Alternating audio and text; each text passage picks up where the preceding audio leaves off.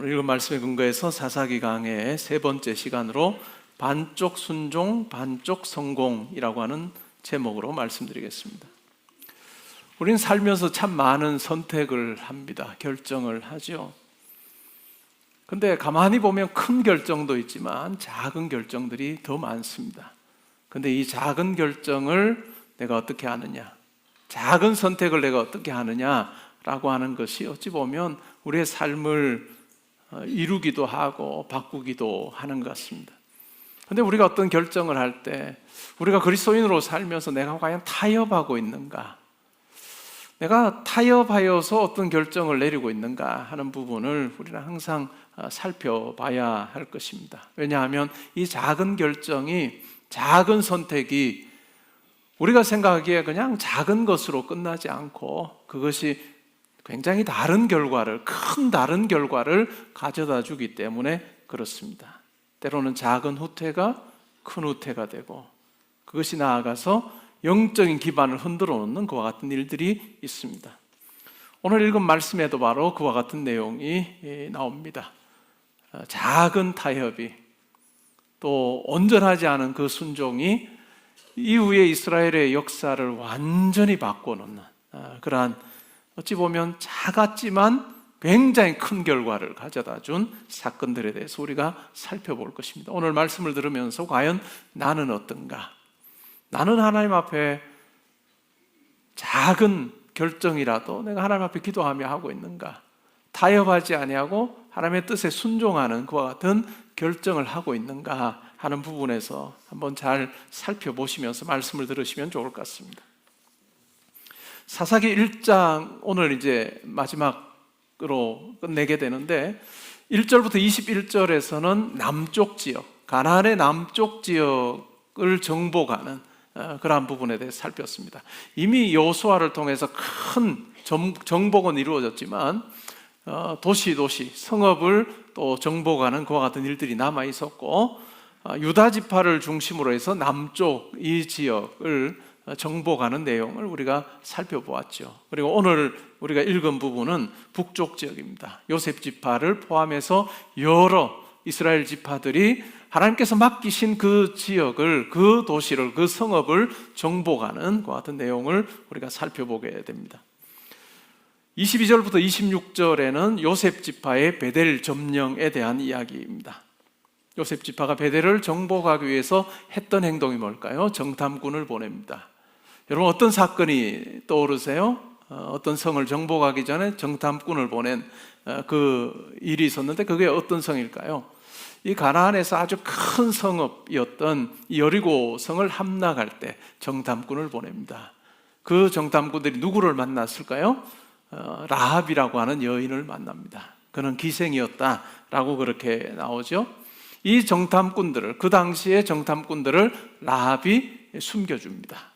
근데 그 라합이 정탐꾼들을 숨겨줬던 분명한 이유가 있습니다.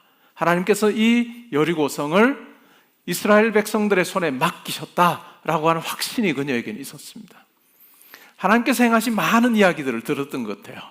자기도 그 성읍의 일원이지만 하나님께서 이 성읍을, 정말 견고한 이 성읍, 인간적으로 생각하면 도무지 무너지지 않을 것 같은 이 성읍, 그러나 하나님께서 이스라엘의 손에 붙이셨다라고 하는 확신이 그에게 있었습니다. 그래서 하나님께서 이 성을 당신들의 손에 맡기실 때에 우리를, 나와 내 가족들을 살려달라라고 그렇게 고백합니다. 이 라합의 간청을 보면 뭘까요? 하나님에 대한 고백이 있습니다. 하나님의 크심에 대한 고백이 있고 하나님께서 어떤 일을 행하실 것이다 라고 하는 것을 세상의 관점으로 보지 않고 영적인 관점으로 볼 수 있는 그 믿음의 눈이 있었습니다.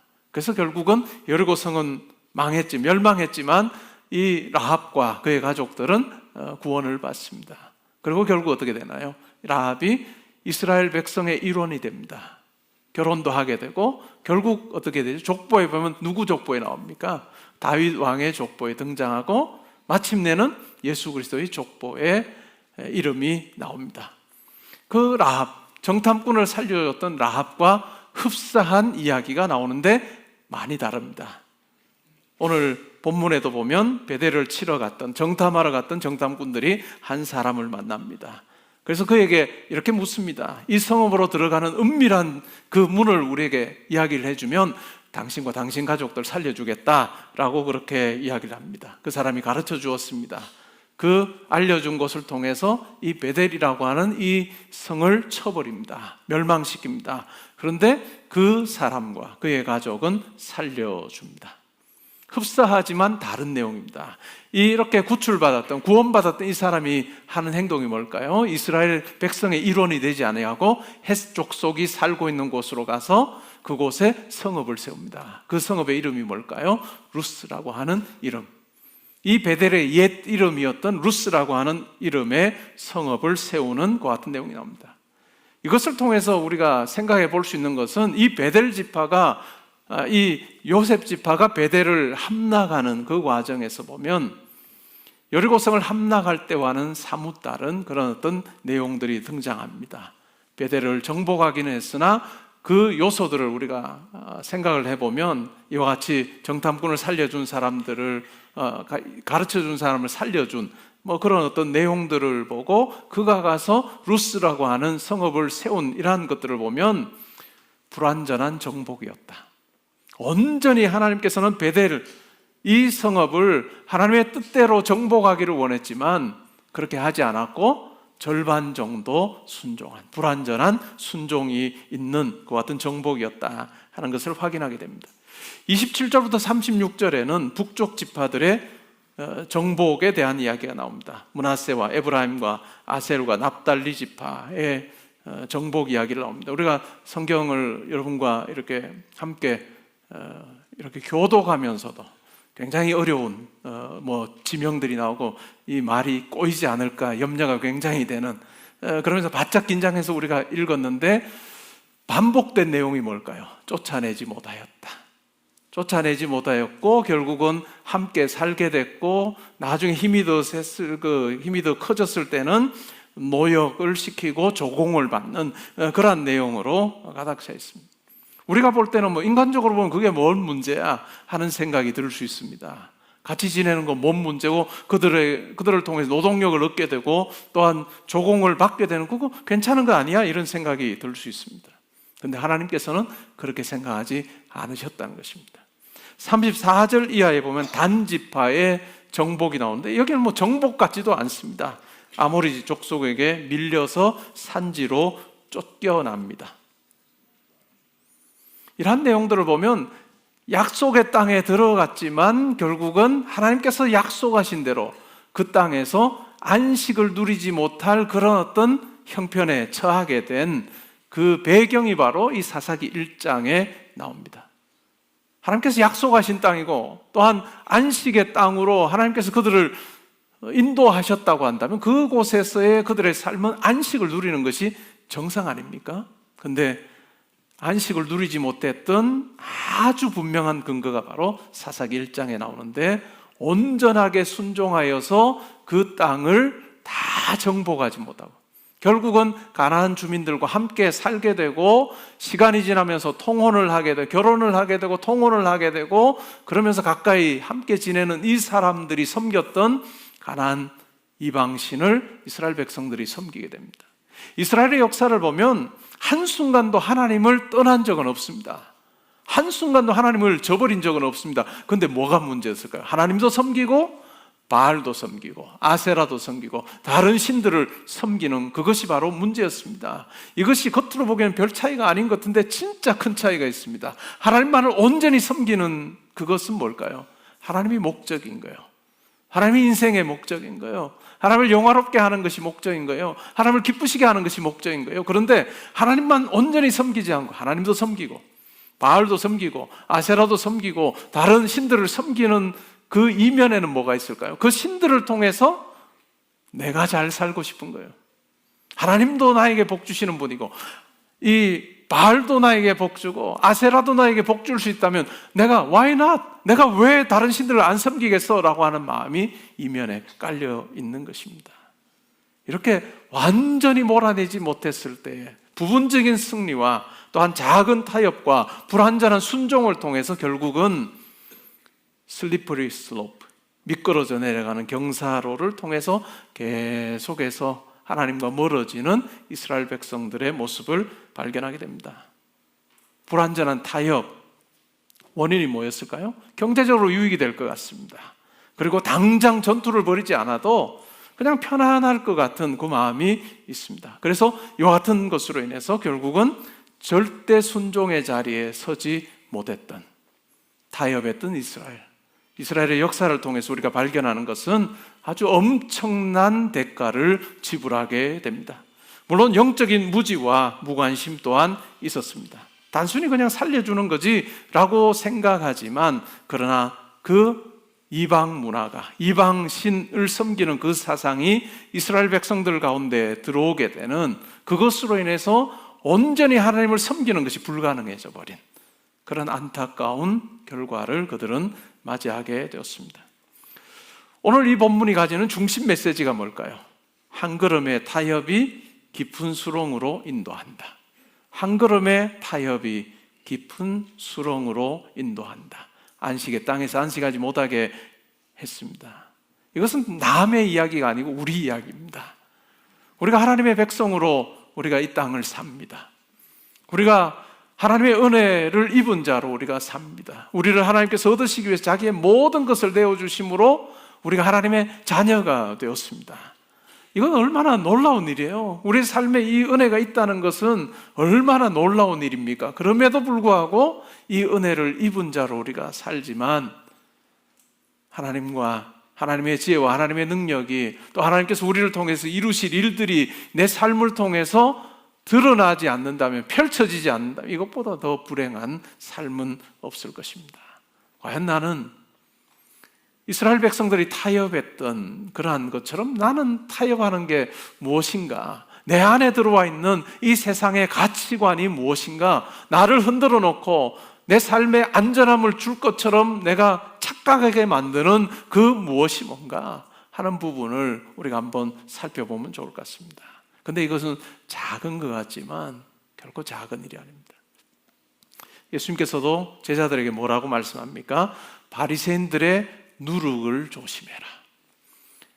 바리새인들의 누룩을 조심해. 누룩이라고 하는 게 뭘까요?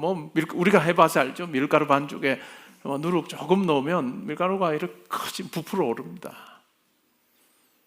바리새인들의 삶, 그냥 외적으로 사람들이 칭찬해주고 사람들 앞에서 멋들어지게 사는 것처럼 보이는 그 삶, 그러나 내면에는 하나님을 향한 그 열정은 없이 사람이 먼저 우선이 되고 하나님은 뒷전에 가 있는, 내면은 죄로 인해서 엉망이 되어 있지만 겉으로만 지키려고 하는 이런 어떤 외식적인 삶에 대해서 조심하라 라고 이야기할 때 바리새인들의 누룩을 조심해라 이렇게 말씀합니다. 갈라디아서 5장 9절에도 보면 바울이 뭐라고 이야기합니까? 적은 누룩이 온 덩이에 퍼진다. 내가 타협하는 무엇, 내가 내 삶에서 뭔가 이것이 내게 든든함 줄 거야 라고 하는 그 생각에 내가 기대게 되는 그 무엇이 아무것도 아닌 것 같아도 그것이 있으면 우리가 기도하지 않아요. 내 삶에 이것이 나를 든든하게 해준다고 생각하면 기도하지 않습니다. 그렇게 생각하면 이게 얼마나 심각한가라고 하는 것을 우리로 하여금 알게 하는 거죠.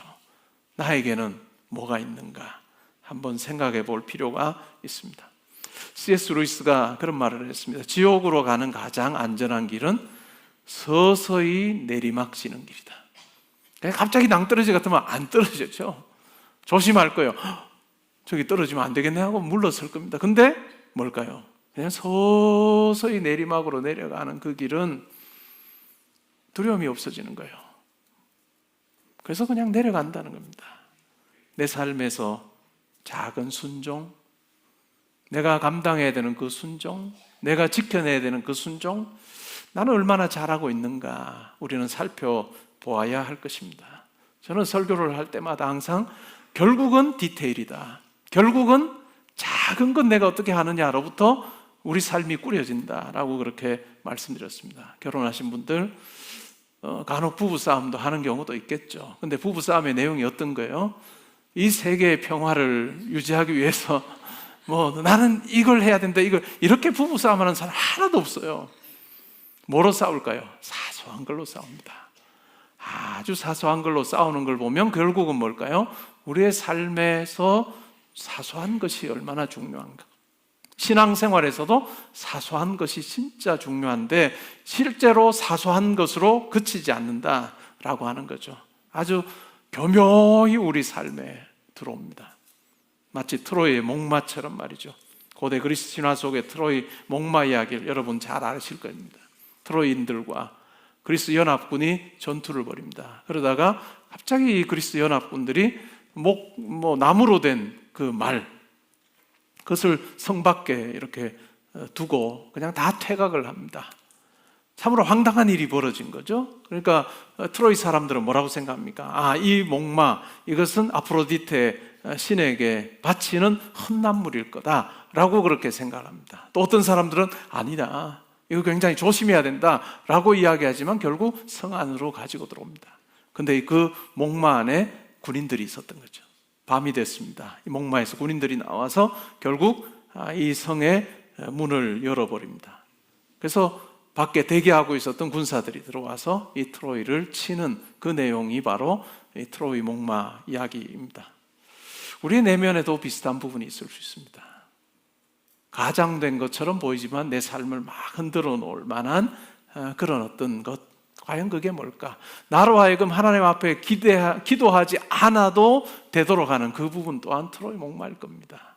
내가 이것 있기 때문에, 내가 지금 있는 자리가 이거기 때문에 내 자녀들의 삶도 보면 이 정도는 살 것 같아서 내가 나도 모르게 기도하지 않게 되는 그 부분이 있다면 그것은 사소한 이야기는 아닐 것입니다. 여러분의 삶에서도 마찬가지겠죠. 여러분 직장 생활을 하면서도 다른 사람들 다 이 정도는 하던데 라고 하는 그런 어떤 생각, 그것이 작지만 결코 작은 것으로 끝나지 않을 수도 있다 하는 부분을 여러분 분명히 인식하실 필요가 있습니다. 우리 자녀들을 믿음으로 잘 양육하는 것 진짜 큰 숙제 같아요. 우리 부모님들 만날 때마다 기도 제목 중에 하나가 이겁니다. 목사님, 내 자녀가 정말 예배하는 자로 살면 좋겠는데 잘 안 됩니다 라고 그렇게 이야기를 합니다. 그래서 계속해서 이것이 평생의 기도 제목이 되는 성도님들이 많습니다. 여러분들이 어린 아이를 두신 부모님들은 저는 이렇게 권하고 싶습니다. 예배 부분은 타협하지 않으시면 좋을 것 같아요. 예배는 절대로 아이들에게 타협하는 부분을 보여주지 않는 것이 중요합니다. 중고등학교 시절 지나면서 학원도 가야 되고 보강도 해야 됩니다. 제가 우리 교육자들에게 그렇게 말합니다. 수련회 가려고 할 때 학원 빼먹고 가야 되는 그런 실정 아닙니까? 이 아이들이 오는 이 수련회 참석하고 예배 자리에 오는 이게 보통 일이 아니에요. 진도 따라가는데 그냥 쑥 빼버리면 얼마나 어렵습니까?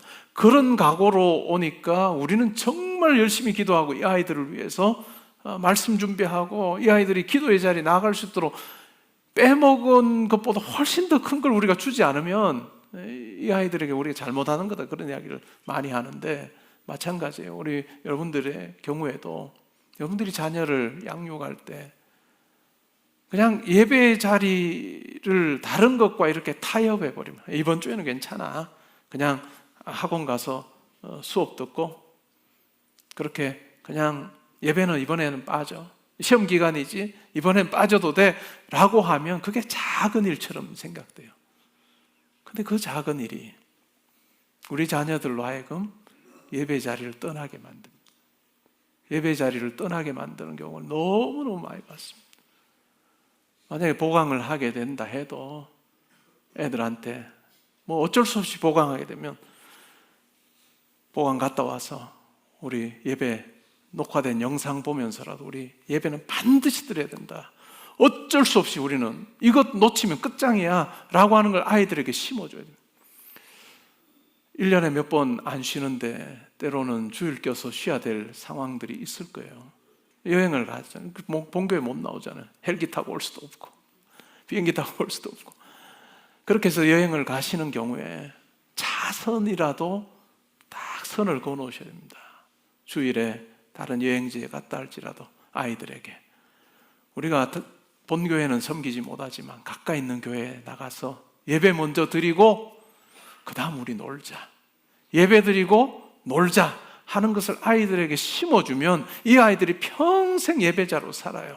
근데 이런 부분에서 이번 한 번은 괜찮아, 이번에도 괜찮아 하고 계속 타협하고, 중학교, 고등학교 시절은 공부하는 때지 대학 가거든 나와 성공하신 분 있으면 손 들어 보십시오. 아무도 없어요. 안 돼요 그게. 그러니까 타협을, 선을 분명히 긋는 것이 좋습니다. 선을 분명히 그어야지, 안 그러면 내내 오랜 기간 하나님 앞에 자녀가 신앙생활 할 수 있게 해달라고 하는 기도 제목으로, 이 타협한 것을 통해서 기도 제목으로 평생을 가지고 살아야 되는 것이 우리의 삶이 될 수 있다는 것 여러분 기억하시면서, 이런 부분에서 내가 분명한 선을 긋는, 타협하지 않아야 될 부분들을 타협하지 않는 것, 그것은 참 중요한 것 같습니다. G.K. 체스터턴이라고 하는 분이 예술이든 도덕이든 결국 어딘가에 선을 긋는 게 핵심인데, 우리 신앙생활도 마찬가지입니다.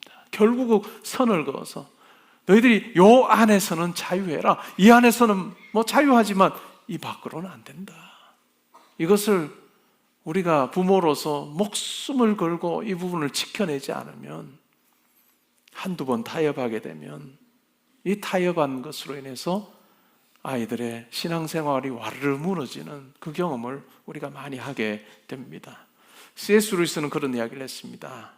선과 악은 모두 복리이자처럼 증식한다. 복리이자 경험해 보신 분 있나요?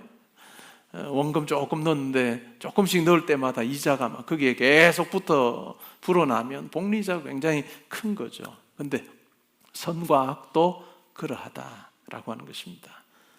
이것이 원리입니다. 그러면 뭘까요? 우리가 선한 일에도 우리가 하나하나 쌓아갈 때 이것이 복리이자처럼 우리 가운데 돌아온다라고 하는 부분이죠. 여러분, 여러분의 삶에서 하나님과 여러분 사이의 관계를 멀게 만드는 그 부분이 뭔지요? 한번 잘 생각해 보시기 바랍니다. 다르게 말하면, 내가 기도하지 않아도 이 부분 내 손에 있으면, 이건 내 손에 있으면 내 삶 괜찮을 것 같은 그것이 어찌 보면 여러분들이 이 부분마저 내려놔야 될 부분일 거예요. 여러분 직업입니까? 다른 사람들이 다 좋아하는, 야, 저 직업만 가져도 평생 그냥 뭐 걱정 안 하고 살겠네 라고 이야기 들으면서 여러분도 모르게 그것으로 인해서 기도하지 않게 된다면, 그것은 다시 하나님 앞에 내려놓고 기도해야 되는 부분일 거예요. 여러분에게 물질일 수도 있습니다. 아니면 여러분들이 삶에서 그냥 믿지 않는 분들처럼 그냥 당연히 사는 그런 어떤 일상의 삶에서도 이러한 부분들이 있을 수 있다 하는 부분들을 여러분 기억하시기 바랍니다. 하나님께서 우리에게 주신 삶은, 사명은 너무나도 분명해요.